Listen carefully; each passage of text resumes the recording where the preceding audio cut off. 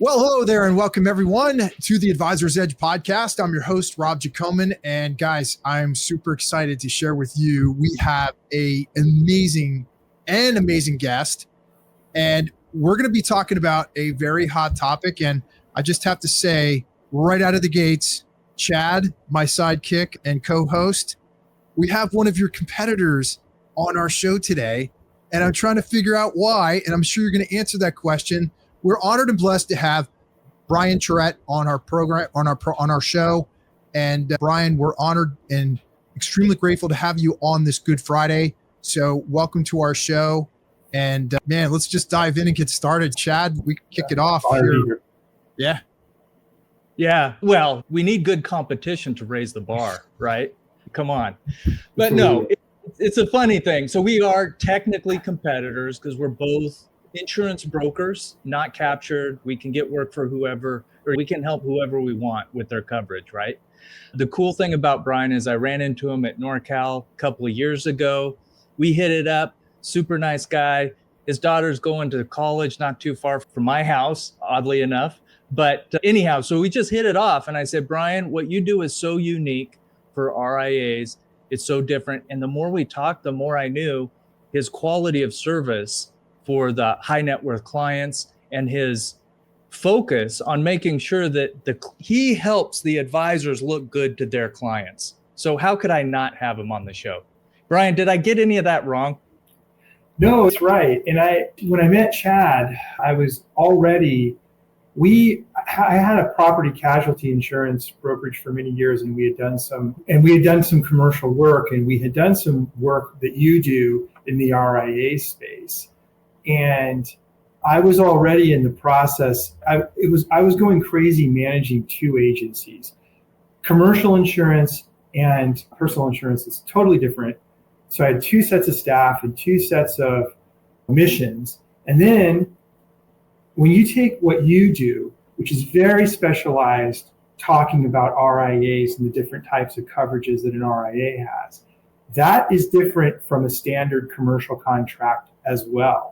So I was having trouble having the commercial people really understand it. And I was like, all right, here's a best-in-class group of people who understand everything there is to know about an RIA, who speaks their language. And so I was very excited to meet you. And that's where I started telling RIAs, hey, we're not the people to talk to about the things that you guys do. We're the people to talk to about what your clients need. It ended up being a really great exit off the freeway of chaos because I want to stay married.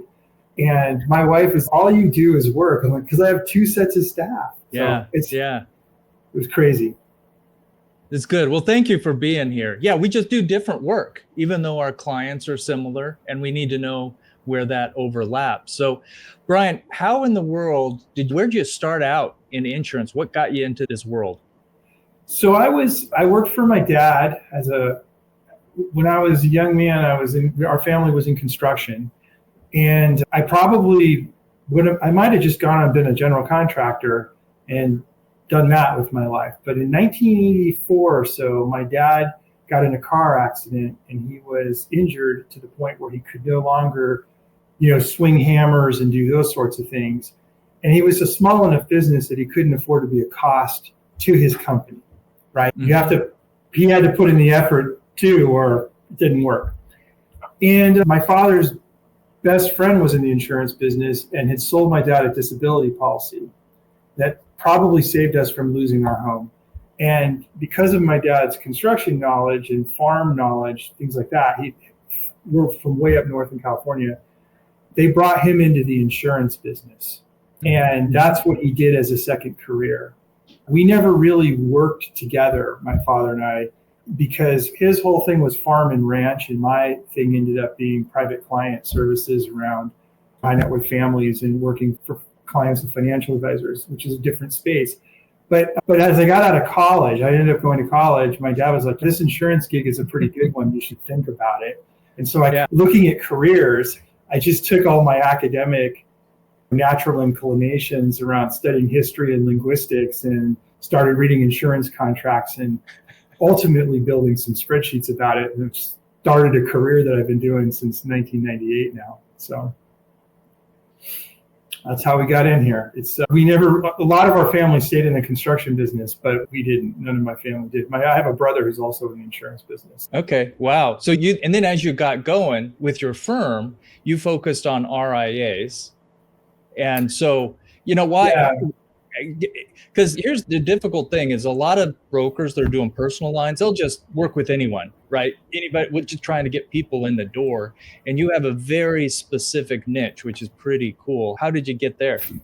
It happened by accident. When you start off in the insurance business, you're going around like a little crocodile. You'll eat a frog or whatever. You're just looking for some clients, right? Yep. And I had a group of financial advisors that worked for Merrill Lynch at the time that had a pretty large client that had some insurance questions. And we ended up going out to the market and getting all these different quotes. And what the thing is, every single one of these carriers did something different in how they either covered something or how they paid, what were their settlement options. How does one make a decision? My wife, I was like, God, I wish there was some way to collate all this into one thing so we could have a conversation without switching around. And she's, let me show you Excel. This was 1998. So she helped me to build this Excel spreadsheet that we did. And so when I went into the meeting, we had a whole 1-page side by side of this is what this carrier does. This is what this carrier does. If your client wants it very simple, they can pay more money. If your client wants to retain risk, they can pay less money. We had it all in one shot, and everyone loved it in that meeting. And that group started using me and then for their clients. And then those people started moving around in the industry. And then pretty soon, all I was doing was working for financial advisors. And there's been a shift in the industry. Back in the day, I did a lot of work for wirehouses like UBS and Merrill Lynch. But I also got involved in pro bono work, helping people with claims. And so I got into the RIA space, working with RIAs, because a lot of the advisors that are connected to a financial planning association are also interested in the foundation. And so we had been doing a lot of pro bono work. So they started having me speak at conferences. And pretty soon, the vast majority of what we do is RIA work now. Very little comes from the wirehouses. And a lot of people have left that model. They just don't like it. It's too constraining for them. And they want to be fee-only advisors, or they have their reasons for not wanting to work at a big firm like that. Yeah, well, and most of your clients being RIAs are closely held firms. And I imagine they really appreciate that client-centric approach, which is they're fiduciaries for their clients, and you're treating them the same way. You're making sure they're getting the best that they can. From a risk standpoint, I just got to say, this is one reason why we like to share you with our clients, is because when there's questions that come up about the personal lines, the auto, the home, the stuff like that that you'll be upfront with them and you focus on what it looks like when there's a claim, which is beautiful. Yeah, we have our whole process set up to work with advisors. So, for example, when someone comes into our agency, that client or prospect that we're going to do an analysis for is coded to the advisor.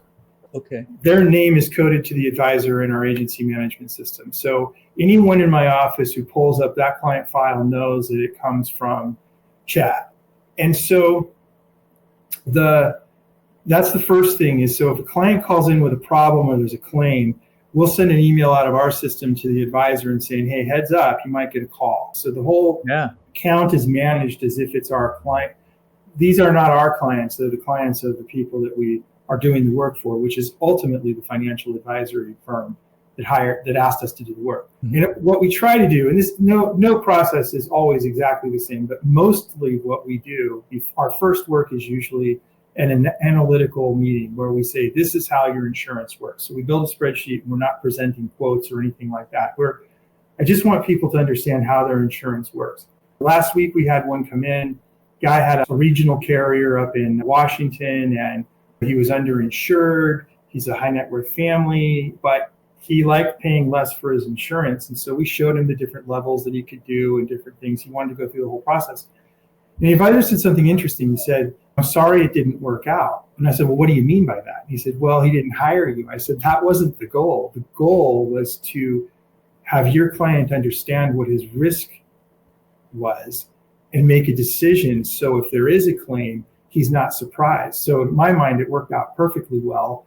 And now he knows us. If he has a claim as your client, he can always call us and ask us a question. So our work isn't about closing business. Our work is about helping people understand insurance and then putting them or getting them where they need to be.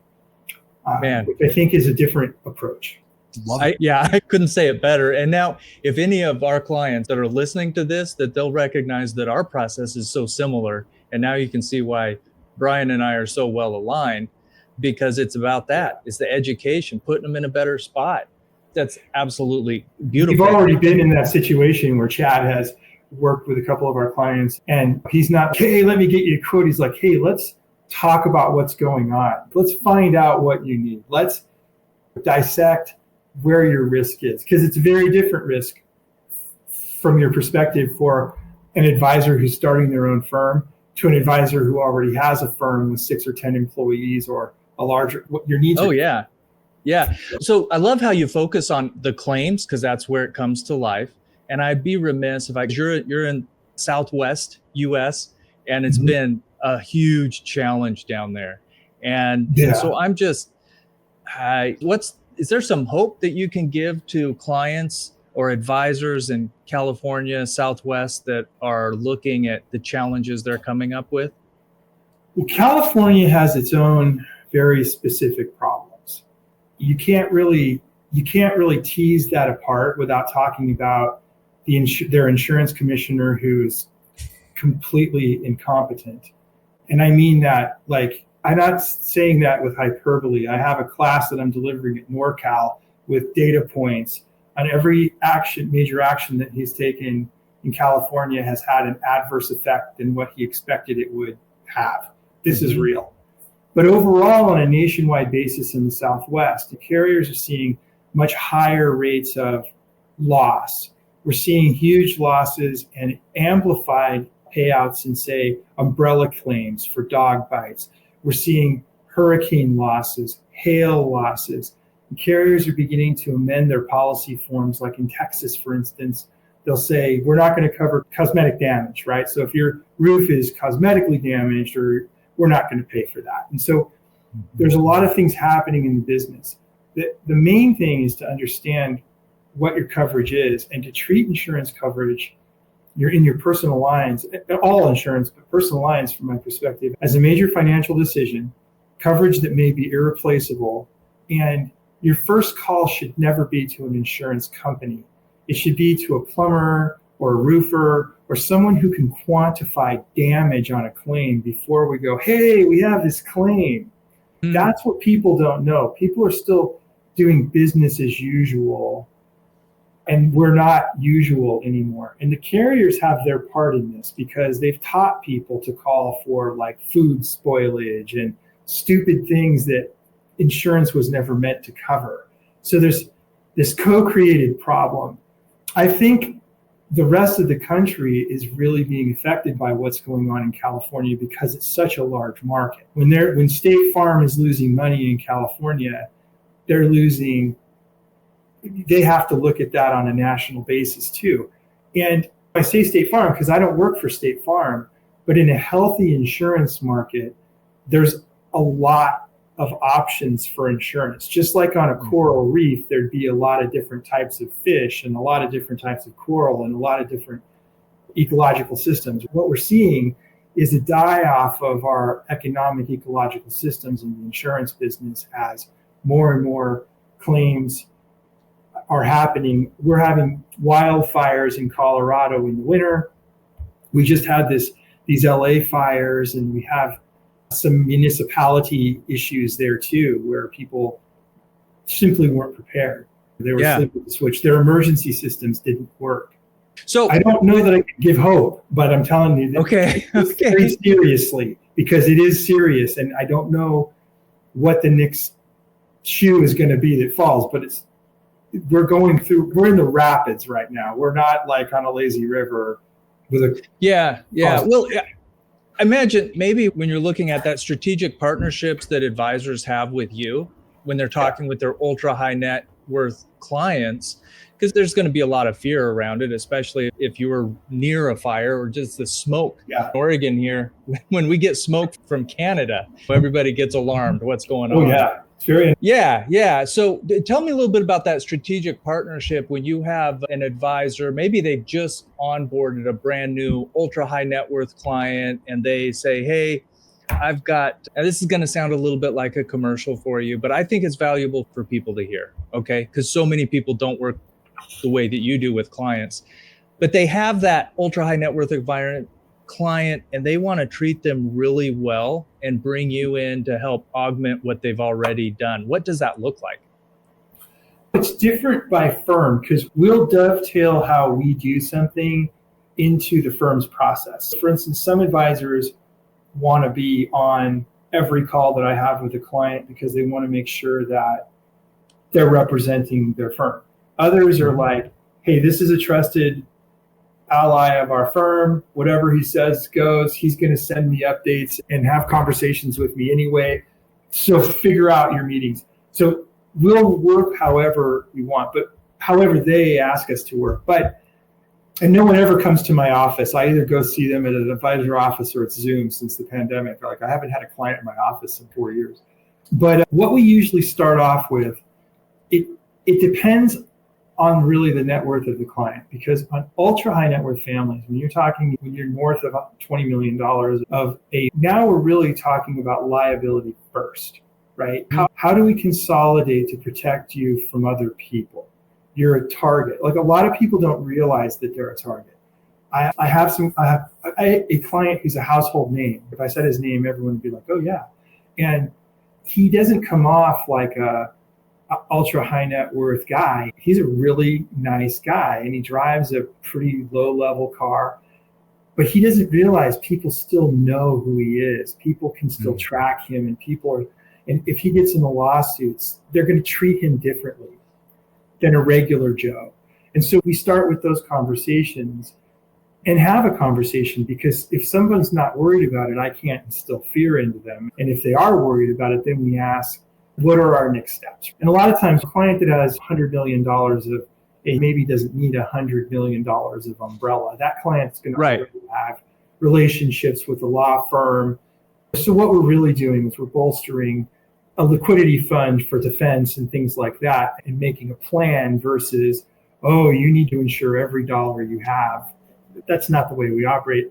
And with those clients, a lot of times we make financial decisions like they might have a $5 million house in Hawaii and a $5 million house in Tahoe and a $5 million house in San Diego. Let's just put liability on. That's going to cost you $150,000 a year to insure. Would you miss it? Yeah, but it's not that big of a deal. So when we're talking about retaining risk, understanding that $5 million for a person like that. Now, if I lose $5 million in the sort of middle market wealthy client, right, that has say $2 million to $10 million, if those clients lose a couple of $1 million, that's going to impact everything they do in their retirement years. Like it could change whether they have that 2 months of Airbnb in Tuscany every year or whatever they're planning on doing. So those clients, we talk a lot more about.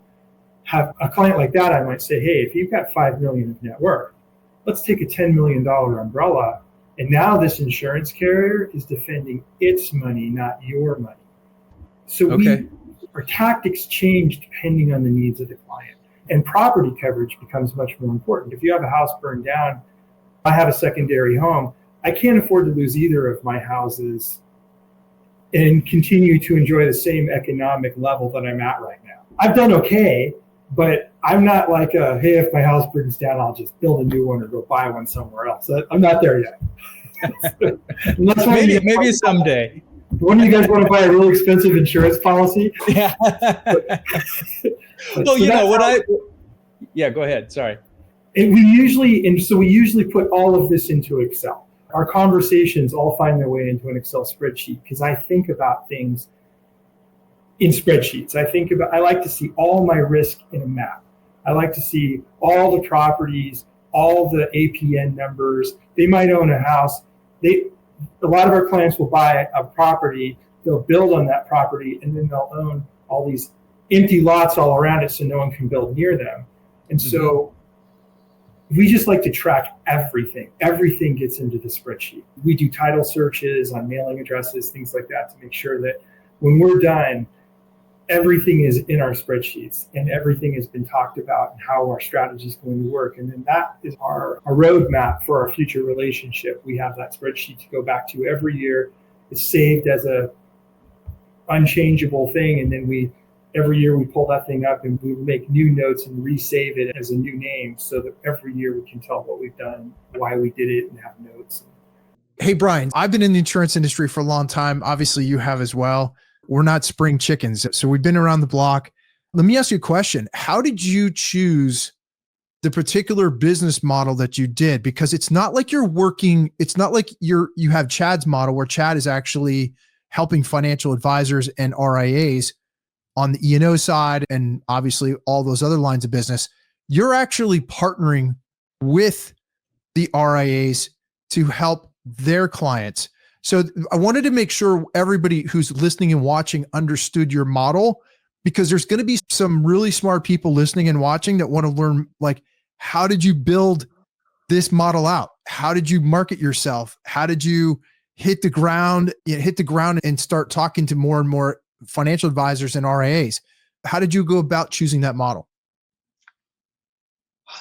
Well, when Merrill Lynch started using me for a third-party vendor, I very quickly realized that the level and quality of business that was coming in the door from a qualified referral was far better than anything I was going to get from like a friend of a friend or something like that. So like, I'm really to the point now where unless a prospective client comes in from a financial advisor, I'm really not that excited to work on it. And that's because a really holistic and involved advisor will have already trained that client how to work with us. They're expecting our game.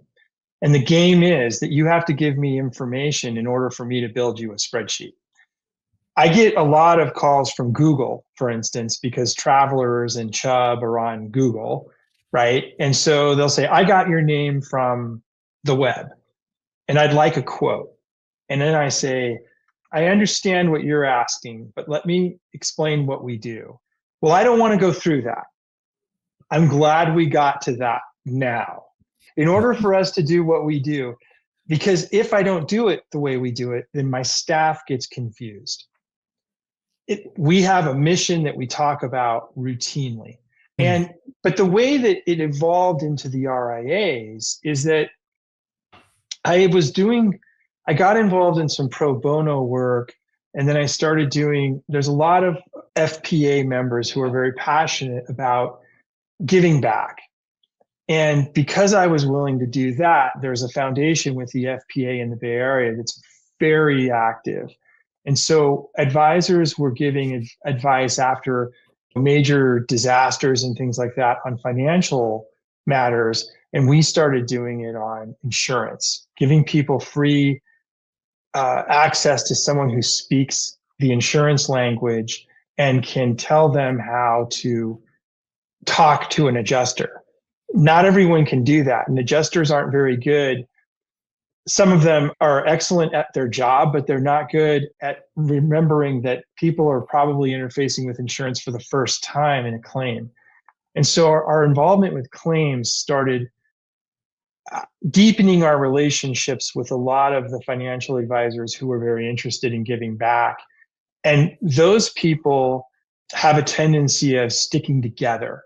So I was at the NorCal conference a few years ago, and they had this awards ceremony, and all the advisors who were getting awards for their work in the pro bono work for the FPA were seated at this large round table at the front of the room, which Chad knows that room. It's a big room, right? A big room, yeah. And I was sitting there and watching the award ceremony, and I was like, I do business with every single advisor at that table. Yep. And the successful people give back, and the successful people are interested in what happens to their clients. They don't just want to bring on a client, they want to know. And so I think the key is that my philosophy is aligned with this philosophy of people who are interested in their community. That's my theory on it, is because the advisors that I know, the advisors that I work with, there's a lot. You'll see an advisor at NorCal. There'll be someone in the back of my class holding up signs, 5 minutes, 2 minutes. There's a really good chance that person has close to $1 billion they don't need to be standing there holding and it might be a new financial advisor, but they volunteer and they care about growing the business and sharing. I think that's what grew the relationship and how the firm became what it is, because that's our focus, is service. And if I don't see it that way, then it changes. Because every once in a while I'm like, gosh, we should have more sales. And I think I have to back myself off and think, if you start thinking like that, you're going to ruin things for yourself, right? Because every human goes through phases. We've had some amazing people on this show. And Chad, I'm thinking about Bridget Grimes, for example, the passion and the enthusiasm that the people that we've brought on who are super successful, like yourself, Brian, are all people with that same level of servant mentality and heart.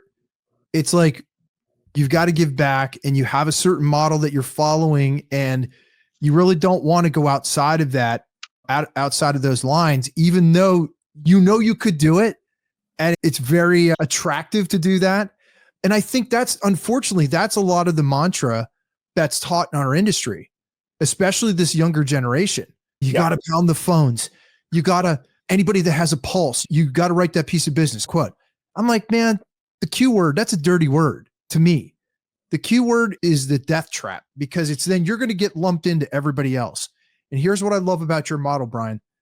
You speak my language, because one of the things that I'm extremely passionate about is finding your niche, finding an area where you can do your world-class work and be around people that you want to be around, and not be so focused on, I've got to grow to this massive book of business, but really serving a very specific niche and a very specific avatar that you can do world-class. And that's what I love about your model, the way you're sharing it today.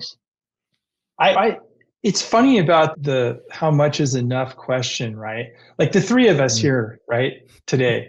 Yeah. The three of us live a life that is more luxurious than any emperor who ever lived on planet Earth. Yeah. And more luxurious and privileged life than any human being. 99% of the people who ever walked this planet would probably give everything they ever had for 10 years of one of our lives. You know what I mean? If you think about where we live, the communities we live in, the business that we have, sometimes you have to take a step back and be grateful. And that's what I like about the way we're aligned, and the way the advisors who give back are aligned. When the Maui fires hit, instantly we had a group of people who wanted to go over to Maui and start helping people. From San Francisco, from Arizona, from Honolulu. Maui doesn't have a lot of advisory services on the island, but people they care. Yeah. Yeah. It's great. Our heart's going out to everyone in California, Southern California, that's working through cleaning up from the fires. I was just listening to a podcast on that, and it's like, it's going to be years, right? The true nature of this disaster hasn't even really begun to surface. No one's really talking about it. And there's some things that could change insurance in California forever. First of all, to back up, the demand surge for building in the 2017 fires in Sonoma County was something on the order of 180 to 190%. So if you had $1 million replacement cost home, it was going to rebuild for about 1.8 to 1.9 because of demand surge, not because of fraud, not because of anything else, except for people were competing for services and materials. And that's going to happen down there in a much more expensive area. So we're going to be seeing, demand surge hit over 200%, almost certainly in the next So that's your first thing. So someone even who had a really awesome policy with 200% extended replacement costs could still end up paying hundreds of thousands of dollars extra or more to rebuild a house. Some of these houses down there are 6, 7 million, 10 million, right? The Malibu ones. Mm-hmm. So we've got that going on. And now we also have this growth of Fair Plan. And so this is really the Fair Plan is backed by the insurance carriers, but it's virtually bankrupt right now. And that has to get fixed. This whole thing is just a mess in Southern California. The real tragedy of it hasn't even begun to surface. It's just, we're at the very beginning. And because we can't back up time. I joke with my staff. I said, that's the one thing we can't figure out how to affect, right? But there's always, and you work with planners, financial planners and otherwise, for those that are thinking about it and say, well, we are where we're at. Maybe I live in a state like Colorado who's had some challenges, but not nearly as bad. What can they do to prepare for that unexpected that might get worse? Well, I would say first of all, you come up with a plan. Like, really, what is going to happen? Do you have enough money to rebuild your house? Because if you don't, you have to decide what you're going to do. Are you going to leave the area? Can you leave the area? Because if you're going to leave the area, take all of the cash. There's a provision in California law saying that the carriers have to pay their extended replacement costs alongside of their replacement costs with other structures, all these different things in a lump sum if you're going to go buy somewhere else. If you're going to go buy somewhere else, now is the time to do it. Mm-hmm. I was just talking to a couple of real estate people at a lunch down here in Scottsdale, and they were already getting calls from people from Southern California thinking they might relocate.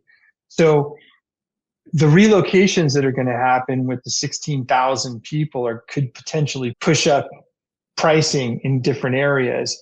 And so if you're thinking about going to make that move, plan for it right now. Don't let everything unroll and then find out you're not going to be able to do it. Having a reality check on what is really going to happen. Do you have the money to rebuild or don't you?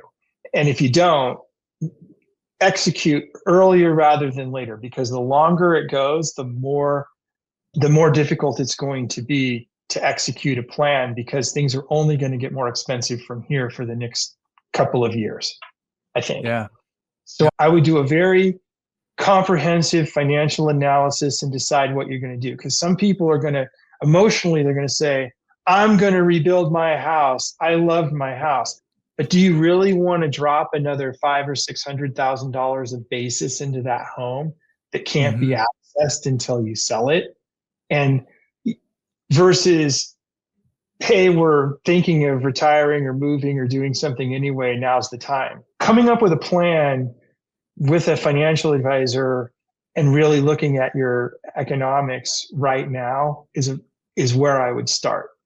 And we will help people read an insurance policy to figure out what they're likely to get. So if an advisor, like I said, they don't have to call us and buy insurance. We do some pro bono work on that in that space. So anyone who will see this is probably associated in some way with the FPA or something like that. I'm easily findable for that kind of thing, because we'll talk to people about it. What's going to happen? How's this claim going to really go? And if they can.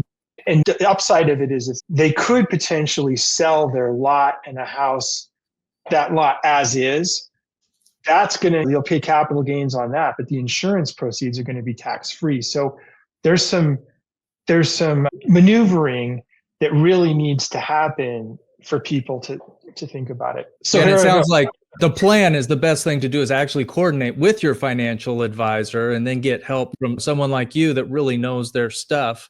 And of course, the advisor better be working with somebody that knows how advisors work too. I would be very careful about hiring a public adjuster. Public adjusters have a contract that gives a yield of 1% of your contract with the carrier, but a lot of them don't have any guarantees. So if you're going to pay someone 10%, say, of the value of your contract to advocate for you, and advocacy is not going to work because they're not an attorney. So be very careful with public adjusters and those sorts of things, because those people don't really have any power. If I call Chubb as an agent for Chubb and I say, hey, I have a problem with the way this is going, Chubb's going to say, tell us what the problem is. But if I'm just some guy, Chubb's going to be like, click. Yeah, you've got influence because you've helped a number of people get the coverage that they need. That makes a lot of sense. Yeah. Yeah, no, so it's a really big deal. You'll see a lot of public adjuster stuff on LinkedIn, and I've never heard anyone tell me a positive public adjuster story. I'm sure they're out there, but mostly I've heard they didn't get anything done and I still owed them money and I'm in contract. If I were going to hire someone, I'd hire an attorney who owes you a duty, and then I would have them hire the public adjuster who has a little bit more pressure when they're dealing with an attorney, I think. So yeah. Brian, what I'm hearing you say, and this is like really important as we come closer to rounding things out here today. I think what you're really saying is what I've always recommended to when I worked with on the business side, on the commercial PNC side, which is having a conversation with a business owner and saying, listen, you really need to have your fortress of trusted advisors around you. Yes. Who are really good at what they do and who specialize in what you're looking for, such as your attorney, your CPA, your financial advisor, your insurance advisor, all those people that you surround yourself with, especially if you're a high net worth person, because really what that is about, that's about wealth protection.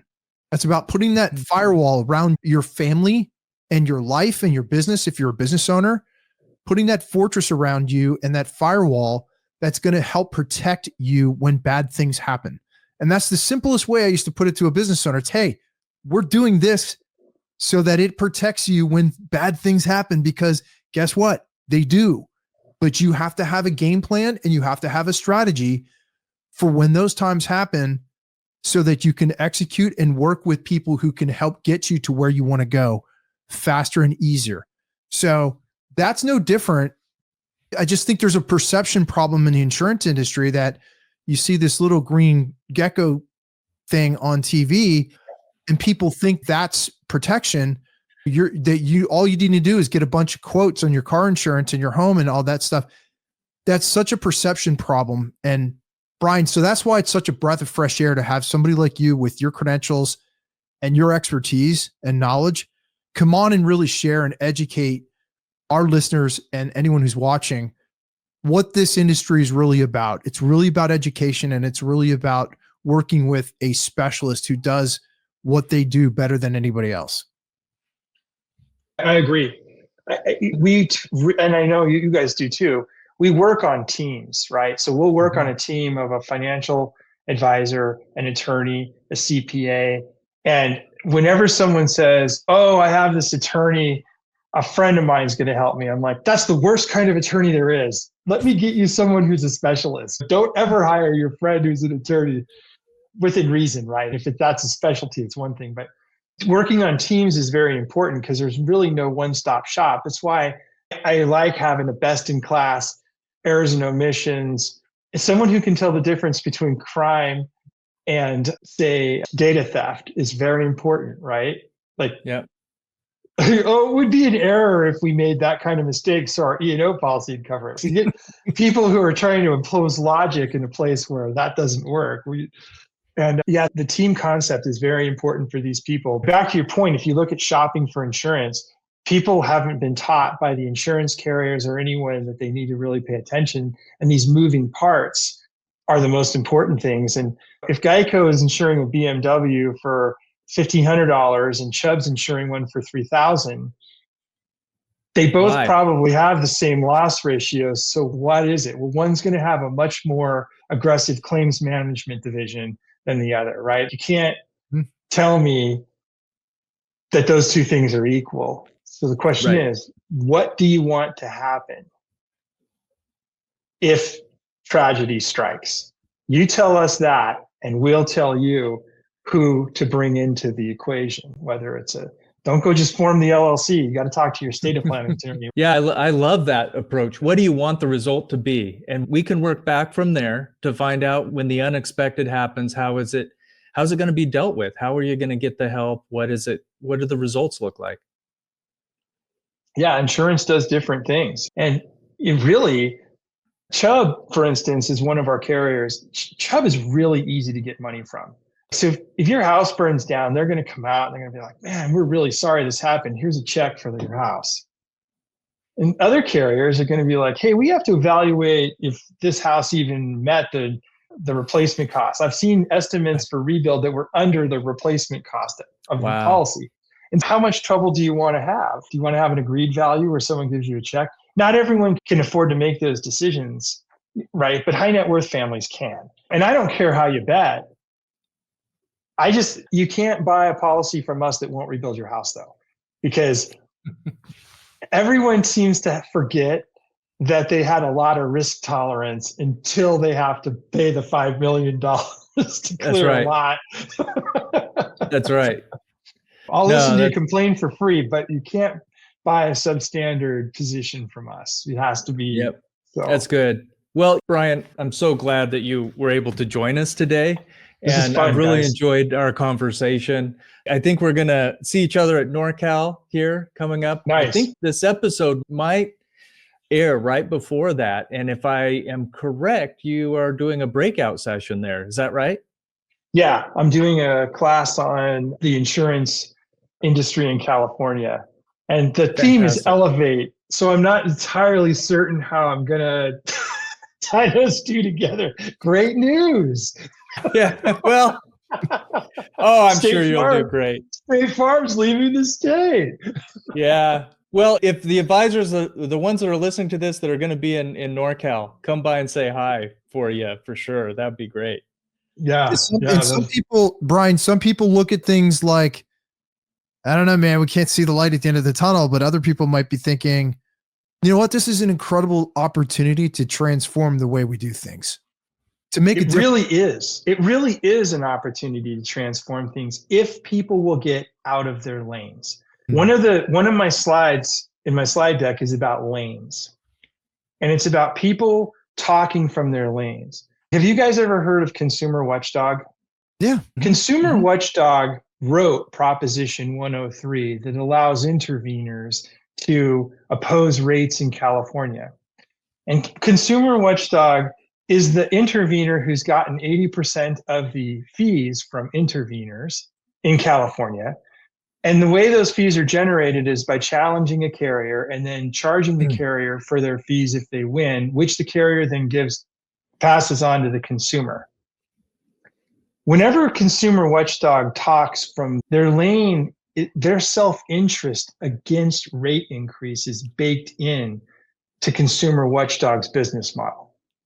So taking them seriously is a little bit difficult, but no one at the Wall Street Journal or the San Francisco Chronicle or the LA Times has ever looked that up.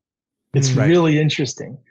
Yeah. And I can go on and on about lanes. If people can get over their self-interest and work together and all the stakeholders talked about their needs and really were honest about it, I think we could transform the insurance industry into something great. And that means that consumers are going to have to learn. It means that agents would have to take on a much more fiduciary role in the process versus right now, you call me up and say, I want to save money. I can save you money by reducing your coverage and not tell you that you can't rebuild your house, which is perfectly legal in any state that we do business in. That shouldn't be right.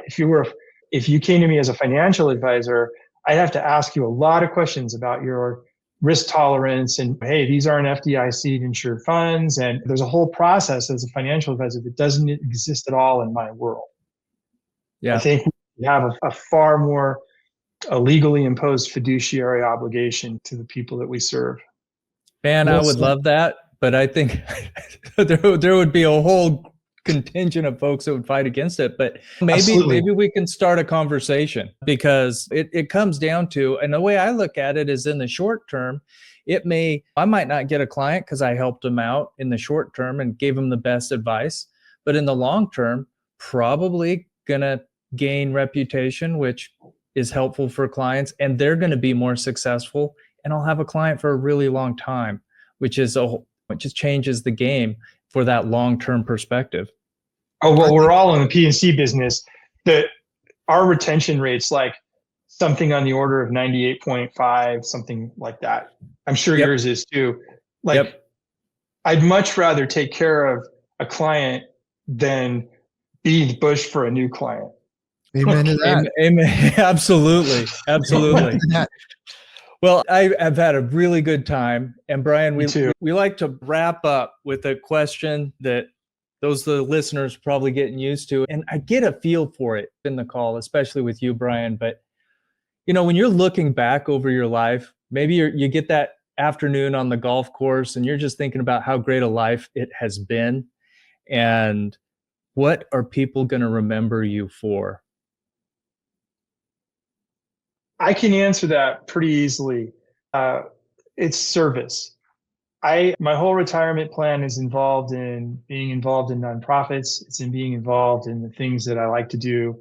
It's pro bono work. It's the things, that's what makes us who we are, is what we do outside of our profession. And that's how I think I want to be remembered. If someone's going to talk about me at the end of my life, I hope that they would say that he cared about people who couldn't afford his services, like the working poor who lose their houses, who don't have access to me. Because you only meet me if you have a financial advisors refer us, right? You don't meet me without having money. But I'll go and find the people who do. And I know there's a lot of people like that. And those are the people I like to align myself with. And I also want to have a donkey rescue someday. So. Donkey rescue. What's a donkey rescue? I'm going to share my ignorance now. I buy a big piece of land and I rescue donkeys and they can live on my property. I'm going to have an army of dogs and donkeys living on my ranch somewhere here in Arizona. Fantastic. Oh, that's great. You're an animal lover too. So we did learn something. Yeah. Animal lover. Yeah. My whole family. You're just going to have a ranch full of asses, and that'll be my title, Chief Ass. Yeah. You're just going to be one of them. You're going to be the head honcho ass. Yeah. That's fantastic. Well, Brian, man, we are so honored and blessed to have you on today, especially again, as I said, on this Good Friday. What a way to go into the weekend. And man, you are first class, and I love your story. I love what you shared at the end. And isn't it ironic, Chad, that every time we ask that question, it's never about money. It's never about fame. It's never about likes or posts on social media or the best known person. It's really having the heart of a servant and somebody who really wants to give back to their community and people in their communities. Brian, kudos to you. It's just amazing to hear that from you and hearing your story. So inspiring to so many people. And I hope it inspires a lot of our listeners and people who are watching today. So Brian, I will put all the links to the show episode here, all the links to your personal profile and other ways that people can reach you if they see the opportunity to work with you or want to know more about you and your agency. So Brian, thank you so much for joining us today. Thank you. Thank you both. It was a lot of fun. All right, guys. I have a strange suspicion we might have Brian back on the show again another time when he's got his donkey ranch. And I'm working on it. Ranch is coming along, right? So I'll have to come visit. I'd love to see a bunch of donkeys out there. Yeah. I got to volunteer at the donkey place that's down the street from me for a while to learn their moves. Get my donkey lore all set up. And then once I have my operating agreement, only on the Advisor's Edge podcast are you going to hear stories about donkey ranches and people who serve the community at the same time. It's just, man, you're covering all the bases, Brian. So listen, we are so grateful and honored to have you join us today in this program and this show. And we look forward to seeing you again on another episode of the Advisor's Edge podcast. Thanks again. Take care. Thanks, everyone. Guys. All right. Bye-bye. Thanks.